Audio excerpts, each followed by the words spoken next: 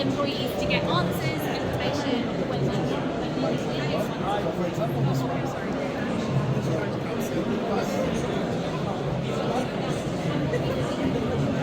Can you wait? No, can't you wait? Are you cooperating?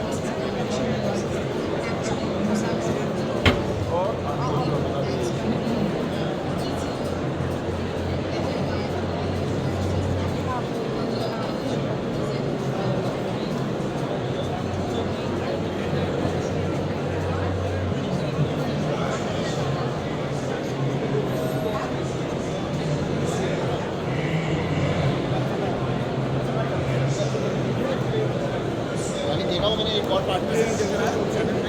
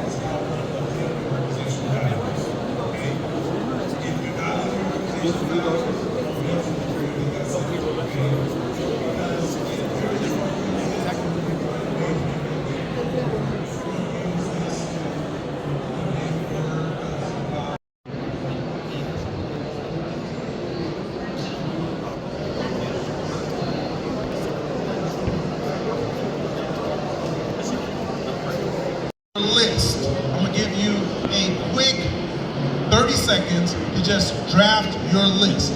So if you have some stickies in front of you, or a piece of paper, or whatever you have, your pad, your notebook, your phone, I want you to just generate the set of competencies. We're not gonna get a readout. I just want you to brainstorm on these with yourself, because we think AI in the organization, AI integration, AI work, we want you to be ahead of the game, so that when you're talking to leadership about what the implication is of bringing AI here, what are the competencies are we going to need to effectively deploy, to effectively realize the productivity we'll get for sure with AI, right? Not without developing the competencies in the organization. So go. 30 seconds.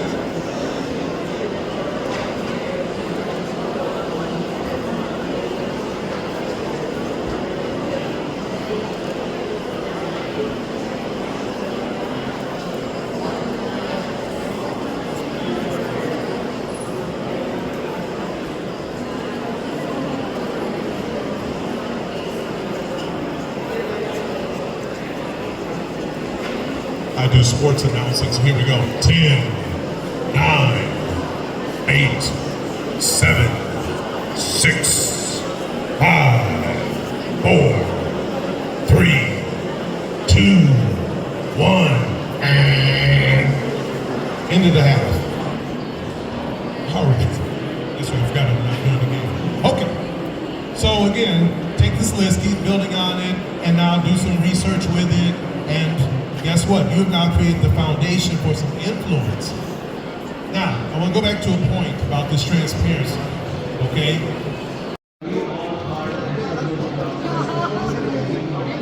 There were like 5% of the videos which were uploaded upside down, right? People, YouTube came, initially the videos got uploaded, it got uploaded upside down. Normally you take to the phone and you put it up. What happens actually? They were actually doing a check on this. Why a few percentages of the videos are coming upside down? What happened is, when you take with your phone, I have given my phone there, but you take the camera like this, from a right hand person, the camera comes on the top. Now when a person with the left hand take the same phone and do that time it comes in the upside down. And the people who worked in Apple that time, who's been doing, they never thought about a left-hander using the phone and taking that camera. That's actually the impact of diversity. When you don't think about, the diverse customer, what they are thinking, how do you take care of a solution for them? Right? So what McKinsey has done is, if you have diversity coming into your team, it could be in diverse leadership. They have clearly said there is a 35% less, profitability which can be up compared to the other organizations, right? And now let me talk about a bit about inclusion, right? These are the benefits, right? Say, we are going to go and talk and meet customers. For example, People Strong has been a customer for sure, right? And when they came in, let's say if People Strong people does not understand the culture of Shoga, let's say, if they are going to meet with us, there is a connect which we could build quick, because, in our conversation, some of it got speak in the regional language or local language, or you understand the culture easily. Now, let's say you're going to go and meet a customer with, from a different cultural background. If you have somebody in the team who knows that culture very well, your chance of winning that customer or understanding the client is 158% more than what it is. And this is something which we know. We go to the market, you want to speak their language. Let's say we are, a lot of our folks with us, we go and meet an Emirati client, and if we speak to them in English, sometimes if you speak in Arabic, you could connect very well. So what we are saying is, there is a clear study which has been done by McKinsey. I'm talking about, again, the benefits of diversity, equity, and inclusion, right? Let's move, because of paucity of time, just, put it in the 3 phases. What is, about unconscious bias, which is what for us realization. Some of the clear benefits for diversity, equity, inclusion. And third, high level, what should be the strategy each one of us should adapt in our organization, right? Some of of you would be running your own business. Some of you would be working as HR leaders in your organization. What is the strategy you should be doing? Because we know clearly there is a benefit. Benefit for having a diverse workforce is there. And we know that what is that, which is going to challenge us, which is the discrimination which comes through unconscious bias can be eliminated, and we need to put a strategy to make it work. So let me share a few thoughts about that, right? So I've looked at again the research what Gartner has done, right? It is end of the day, it's a commitment. First, a strategic approach is like 3 phases you can put it. One is the commitment. Why does DEI, diversity, equity, inclusion matters? Diversity is actually having people from different background, different culture, different region, different ethnicity, religion. That's diversity. Equity is actually bringing them. Let's say I have somebody who's coming from Africa, I have somebody coming from Asia, and they say, hey, I have a person from Asia, I will pay only this much. I have somebody from Europe, I will pay this much. I have somebody from Asia, I will pay this much. Does that make sense? But we see that. So, when you have that sort of an environment, do you think there is a motivation of all of them will be seen? All of you are sitting in this room, I say, okay, this row you can sit in the floor, no chairs for you. This row you can sit in the chair, this row can stand. All of you 20 minutes, that's how you're going to attend the session. And people who are sitting, they will be served tea, coffee. People who are on the floor, no. And standing, hey, if you guys move, you have to serve food for them. How will you find that? That's exactly what happens if you don't have, an equity. And the last one is about inclusion. You get people to your organization from diverse background. Hey, I have people from Iceland, I have people from Russia, I have people from Sri Lanka, all of them in my company. I pay.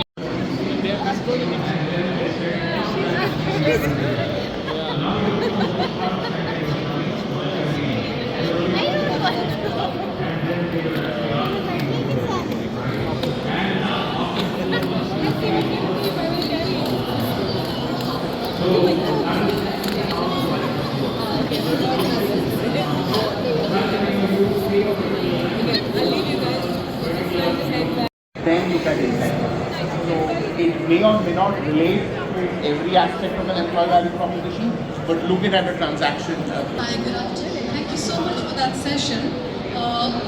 Kind of answering to what the gentleman had said earlier, related to, you need to take into consideration a lot of factors like, the benefits and all, which you can kind of put it in the salary. So even when you're working out the total package, that itself I think has to be taken into consideration. While when we're doing for employees, like you would say that, the other aspects of the mix should be taken into consideration. So that's how I would kind of make a salary for a freelancer or a person who's working on a project. Absolutely, that's a brilliant point. I think the question is, there's no right answer.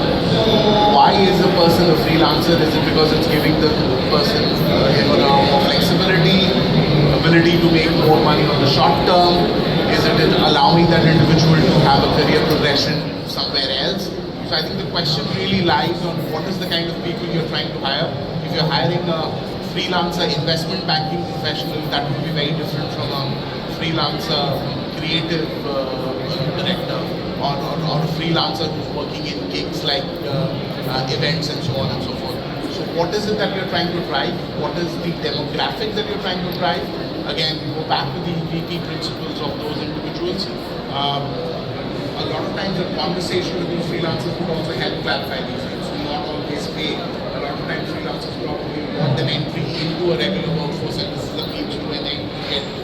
So trying to incorporate those aspects back in really helps. So it's like you have a know your customer, you need to really know the people and what is it that you're trying to deliver for them and get that value from them. And we have time for Okay, thank you very much. Thank you very much. Thank you.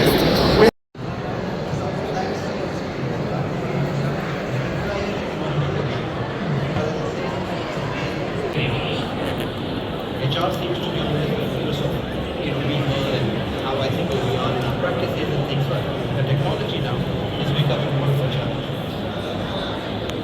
privacy breaches, regulatory gaps, especially in the region that we're in here. The regulatory is very, it changes very quickly. New regulations are coming up based on that. We were the first place that had our, we had the Ministry for AI, for example, right? We were the first place, so we tend to be ahead of the game when it comes to regulations. So by the time in the corporate world, we are trying to catch up with the latest software that we want and the practices that we want. The new regulation comes up.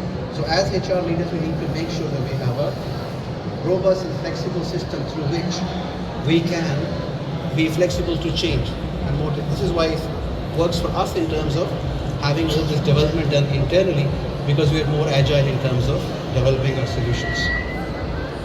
Systems, job insecurity, of course. There's a famous saying which is about, would AI take people's jobs?